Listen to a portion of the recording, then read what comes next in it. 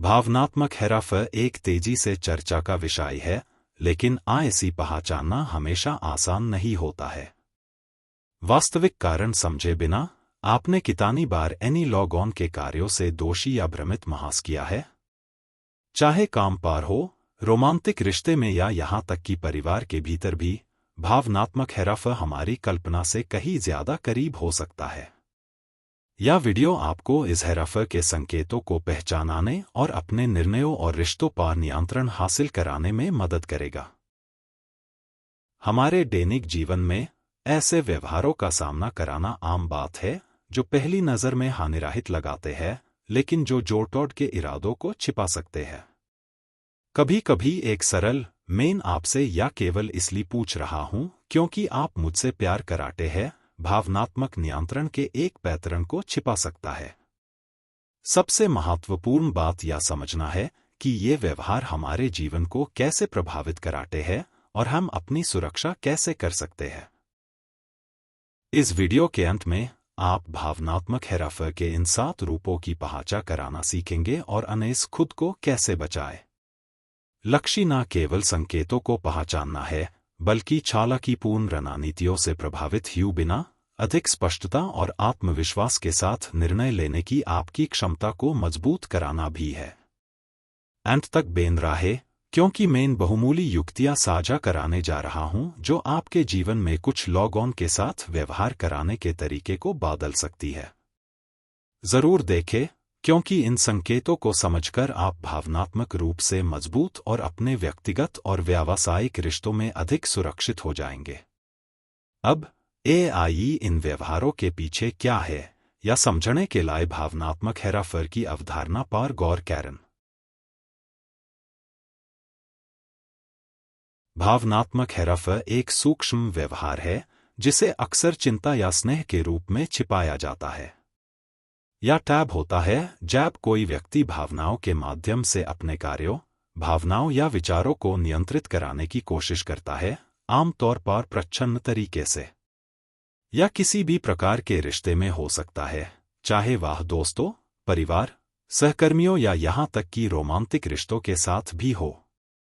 भावनात्मक हेराफेरी एक शक्ति का खेल है, जहाँ हेराफेरी कराने वाला व्यक्ति पीड़ित की धारणा को विकृत कराने की कोशिश करता है ताकि वे दोषी महसूस करें, भ्रमित हो या यहाँ तक कि खुद के लिए निर्णय लेने में असमर्थ हो। या धीरे धीरे होता है, और अक्सर जिन लोगों के साथ छेड़छाड़ की जा रही है उन्हें इसका एहसास तब तक नहीं होता जब तक कि वे पहले से ही इस चक्र में फंस नहीं जाते। उदाहरण के लिए, किसी रिश्ते में जोड़-तोड़ कराने वाला ऐसे वाक्यांशों का उपयोग कर सकता है जैसे "मैं या केवल इसलिए पूछ रहा हूं क्योंकि मुझे आपकी परवाह है", या "यदि आप मुझसे प्यार कराते हैं तो आप मेरे लिए या करेंगे"। ये वाक्यांश दायित्व और अपराध की भावना पैदा कराते हैं, जिससे व्यक्ति ना चाहते हुए भी हार मान लेता है। यह समझना महत्वपूर्ण है कि भावनात्मक हेराफेरी का अन्य लोगों के मानसिक स्वास्थ्य और कल्याण पर गहरा प्रभाव पड़ सकता है जो इससे पीड़ित है। यह असुरक्षा, चिंता, कम आत्मसम्मान और यहाँ तक कि अवसाद की भावनाएं पैदा कर सकता है। इसलिए इन संकेतों को जल्द से जल्द पहचानना सीखना जरूरी है। अब आइए भावनात्मक हेराफेरी के 7 सबसे सामान्य रूपों का पता लगाएं जिनका आप अपने रोजमर्रा के जीवन में सामना कर सकते हैं। अत्यधिक अपराधबोध भावनात्मक हेराफेरी के सबसे आम रूपों में से एक है। जोड़-तोड़ कराने वाले अक्सर दूसरे व्यक्ति को अपनी भावनाओं के लिए जिम्मेदार महसूस कराते हैं, जिससे एक ऐसा चक्र बन जाता है जहां पीड़ित लगातार दोषी महसूस करता है, भले ही इसका कोई कारण ना हो। "यदि आप मुझसे प्यार कराते हैं तो आप मेरे लिए ऐसा करेंगे", या "आप मुझे दुखी कर रहे हैं" जैसे वाक्यांशों का उपयोग कर सकते हैं। ये कथन व्यक्ति को अपराध बोध को कम कराने के लिए जोड़-तोड़ कराने वाले की इच्छाओं का अनुपालन कराने के लिए बाड़ी महसूस कराते हैं। इस प्रकार का हेराफेरी बेहद ताकदीन वाला हो सकता है, क्योंकि हेराफेरी कराने वाला व्यक्ति यह मानने लगाता है कि उन्हें हर कीमत पर दूसरे व्यक्ति को खुश कराने की जरूरत है। यह आपके आत्मसम्मान को प्रभावित कर सकता है और आपको दोषी महसूस कराने से बचाने के लिए उन स्थितियों के सामने झुकने को मजबूर कर सकता है जो आप नहीं चाहते हैं। अपराधबोध के माध्यम से हेरफेर कराना पीड़ित के व्यवहार को बिना यूज समझे नियंत्रित कराने का एक तरीका है। अपनी सुरक्षा के लिए इस प्रकार के हेरफेर को पहचानना महत्वपूर्ण है। जब कोई आपको किसी ऐसी चीज के लिए दोषी महसूस कराने की कोशिश करता है जो आपकी जिम्मेदारी नहीं है, तो आपको स्पष्ट सीमाएं निर्धारित कराने की आवश्यकता है। इस भावनात्मक जाल में फंसने से बचाने के लिए नहीं कहना और अपने निर्णयों पर DRDH रहना आवश्यक है। अपराधबोध के माध्यम से भावनात्मक हेरफेर का उपयोग पीड़ित को खुद पर संदेह कराने के लिए भी किया जा सकता है, जिससे एक ऐसा पैराडोसी बनाता है जहां उन्हें विश्वास होता है कि वे हमेशा गलत होते हैं। इससे आत्मालोचना और असुरक्षा का एक चक्र उत्पन्न हो सकता है जिसे तोड़ना मुश्किल है। याद रखें, आप किसी और की भावनाओं के लिए जिम्मेदार नहीं है। ऐसी पहचानना खुद को भावनात्मक हेरफेर से मुक्त कराने और अपने निर्णयों पर नियंत्रण हासिल कराने का पहला कदम है। गैसलाइटिंग एक भावनात्मक हेरफेर तकनीक है जहां हेरफेर कराने वाला पीड़ित को अपनी धारणा पर संदेह कराने के लिए वास्तविकता को विकृत करता है। यह नाम गैसलाइट नामक नाटक से आया है, जहां पति अपनी पत्नी की रोजमर्रा की जिंदगी की छोटी छोटी बातों में हेरफेर करके यूज या समझाने की कोशिश करता है कि वह पागल है। यह प्रथा बेहद कपटपूर्ण है क्योंकि इससे पीड़ित व्यक्ति अपनी स्मृति और वास्तविकता की धारणा पर सवाल उठाना शुरू कर देता है। गैसलाइटिंग का एक उत्कृष्ट उदाहरण तब होता है जब कोई व्यक्ति किसी बातचीत या घटना को या कहते हुए नकार देता है कि आप ऐसी मनगढ़ंत बना रहे हैं या मैंने ऐसा कभी नहीं कहा। समय के साथ पीड़ित को खुद पर संदेह होने लगाता है। वह सोचता है कि वह अपना विवेक खो रहा है। इससे किसी व्यक्ति के आत्मविश्वास पर गहरा प्रभाव पड़ सकता है। गैसलाइटिंग का उपयोग कराने वाले जोड़ तोड़कर्ता अक्सर सूक्ष्म तरीके से ऐसा कराते हैं जिससे पीड़ित के लिए यह समझना मुश्किल हो जाता है कि क्या हो रहा है।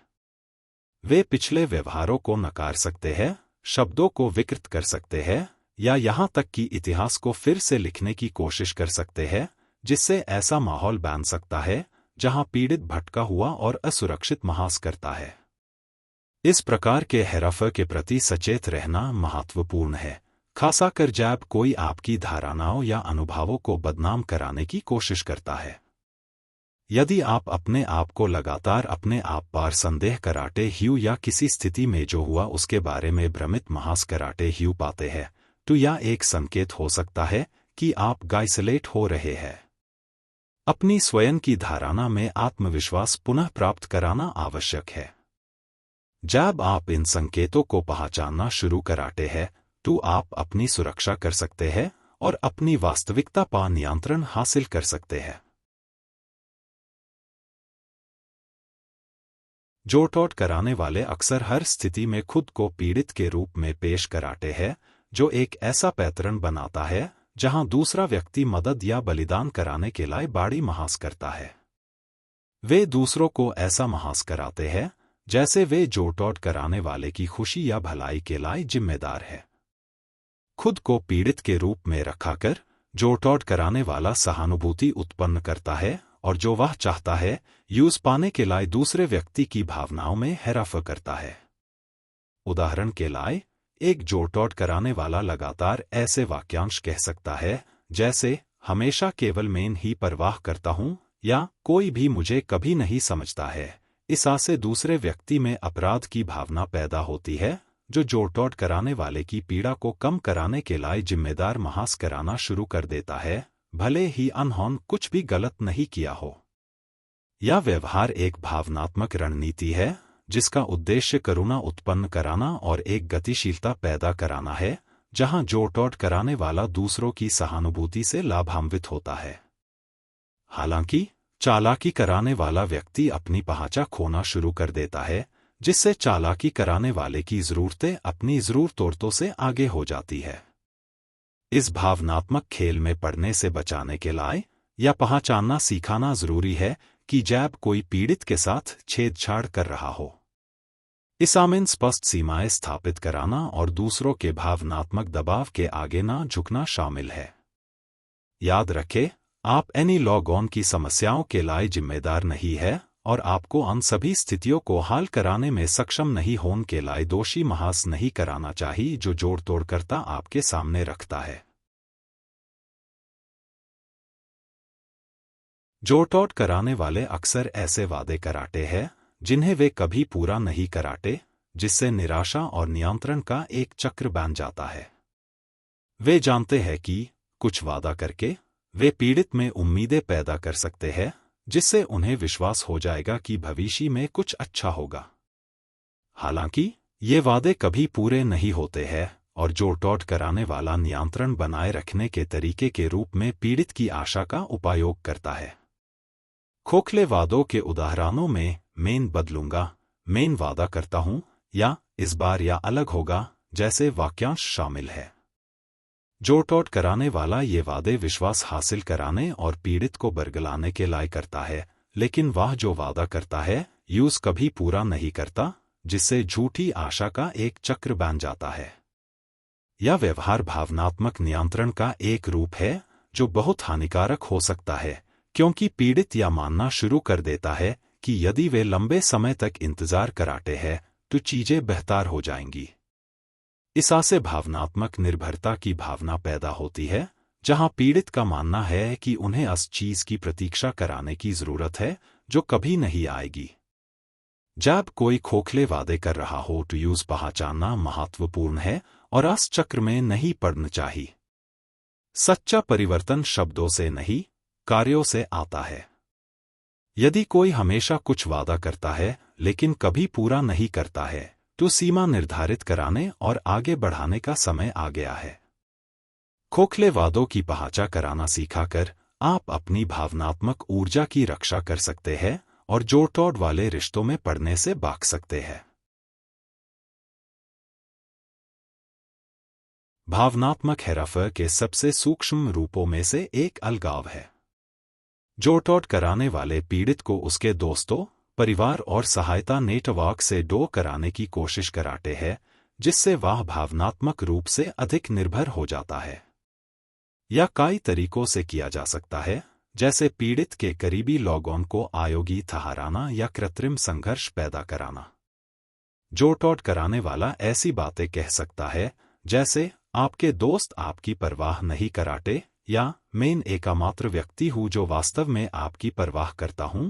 समय के साथ पीड़ित अपने बाहरी रिश्तों से दूर जाना शुरू कर देता है और जोड़ तोड़ कराने वाले पर अधिकाधिक निर्भर होने लगाता है, जिससे जोड़ तोड़ कराने वाले का भावनात्मक नियंत्रण मजबूत हो जाता है।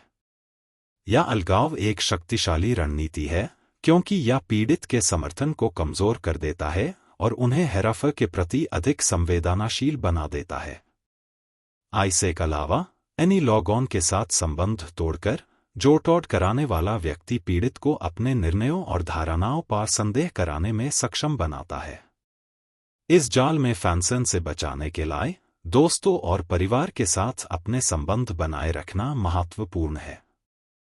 भले ही जोड़ तोड़ कराने वाला इन रिश्तों को कमजोर कराने की कोशिश करता है, आपके भावनात्मक स्वास्थ्य को बनाए रखने के लिए बाहरी समर्थन आवश्यक है। याद रखें, आप अकेले नहीं हैं और एक स्वस्थ समर्थन नेटवर्क बनाए रखना खुद को भावनात्मक हेरफेर से बचाने के सर्वोत्तम तरीकों में से एक है। जोड़ तोड़ कराने वाले अक्सर अत्यधिक सहानुभूति की अपील कराते हैं, जिससे पीड़ित को यह महसूस होता है कि वे दूसरे की भलाई के लिए जिम्मेदार है। वे ऐसे वाक्यांशों का उपयोग कर सकते हैं जैसे, यदि आप वास्तव में मेरी परवाह कराते तो आप ऐसा कराते, या मैं कठिन समय से गुजर रहा हूं, क्या आप मेरी मदद नहीं करेंगे। ये बयान पीड़ित को जोड़ तोड़ कराने वाले की इच्छाओं का पालन कराने के लिए बड़ी महसूस कराते हैं, भले ही यह अनेक स्वयं के भावनात्मक स्वास्थ्य को नुकसान पहुंचाता हो। सहानुभूति की यह अपील एक चालाकीपूर्ण तकनीक है जो लोगों की प्राकृतिक दयालुता का शोषण करती है। पीड़ित को जोड़ तोड़ कराने वाले की भावनाओं के लिए जिम्मेदार महसूस कराकर जोड़-तोड़ कराने वाला अनेक कार्यों और निर्णयों को नियंत्रित कराने में सक्षम होता है। यह व्यवहार एक भावनात्मक असंतुलन पैदा करता है, जहां पीड़ित व्यक्ति जोड़-तोड़ कराने वाले की जरूरतों को अपनी जरूरतों से पहले रखता है। इस प्रकार के हेरफेर से खुद को बचाने की कुंजी स्पष्ट सीमाएं निर्धारित कराना और आवश्यक होने पर नहीं कहना सिखाना है। आप एनी लोगों की भावनाओं के लिए जिम्मेदार नहीं है और स्वस्थ संबंध बनाए रखने के लिए अपना ख्याल रखना आवश्यक है। इस चालाकीपूर्ण अपील की पहचान करके आप अपनी सहानुभूति की रक्षा कराना और अधिक संतुलित और स्वस्थ संबंधों के लिए अपनी ऊर्जा का उपयोग कराना सीख सकते हैं। जोड़-तोड़ कराने वाले अक्सर स्नेहपूर्ण और ठंडे व्यवहार के बीच बदलाव कराते हैं, जिससे पीड़ित में भ्रम और भावनात्मक अस्थिरता पैदा होती है। या आगे और पीछे पैटर्न पीड़ित को लगातार अनिश्चितता की स्थिति में रखता है। कभी नहीं पता चलता कि जोड़-तोड़ कराने वाला कब स्नेही होगा या डोर होगा। यह व्यवहार असुरक्षा और भावनात्मक निर्भरता की भावना पैदा कराने के लिए बनाया गया है। जोड़-तोड़ कराने वाला एक पाल में बेहद स्नेही और चौकस हो सकता है और अगले ही पाल बिना किसी स्पष्टीकरण के ठंडा और उदासीन हो सकता है।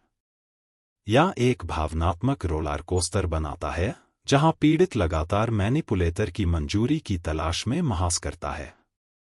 बदलते व्यवहार का यह पैटर्न एक नियंत्रण रणनीति है, जहां पीड़ित छोड़ने से बचाने के लिए जोड़-तोड़ कराने वाले के व्यवहार के साथ तालमेल बिठाने की कोशिश करता है। या एक शक्ति गतिशील बनाता है, जहां जोड़-तोड़ कराने वाला पीड़ित की भावनाओं पर नियंत्रण बनाए रखता है। इस हेरफेर से खुद को बचाने के लिए इस पैटर्न को पहचानना महत्वपूर्ण है और हेरफेर कराने वाले को अपनी भावनाओं को नियंत्रित कराने की शक्ति न दें। इस प्रकार के व्यवहार से प्रभावित होने से बचाने के लिए सीमाएं स्थापित कराना और अपना आत्मसम्मान बरकरार रखना आवश्यक है। व्यवहार में इन परिवर्तनों को पहचानना सीखाकर आप भावनात्मक रूप से अपनी रक्षा कर सकते हैं और चालाक के जाल में नहीं फंस सकते। आज हम भावनात्मक हेरफेर के 7 रूपों का पता लगाते हैं जो आपके जीवन में मौजूद हो सकते हैं। अब जब आप संकेतों को जान गए हैं, तो आप अधिक जानकारीपूर्ण निर्णय ले सकते हैं और अपनी भावनाओं की रक्षा कर सकते हैं। इन जोड़-तोड़ की पहचान करके आप अपने रिश्तों और भावनात्मक स्वास्थ्य पर अधिक नियंत्रण प्राप्त कराते हैं। याद रखें, भावनात्मक हेरफेर सूक्ष्म हो सकता है, लेकिन सही ज्ञान के साथ आप अपनी रक्षा कर सकते हैं और अधिक प्रामाणिक और संतुलित तरीके से जी सकते हैं। यदि आपको यह वीडियो पसंद आया है, तो ऐसी अन्य सभी के साथ साझा करें जिनके बारे में आपको लगता है कि इन युक्तियों से लाभ हो सकता है, और मनोविज्ञान और व्यक्तिगत विकास के बारे में अधिक सामग्री के लिए चैनल को सब्सक्राइब कराना ना भूलें।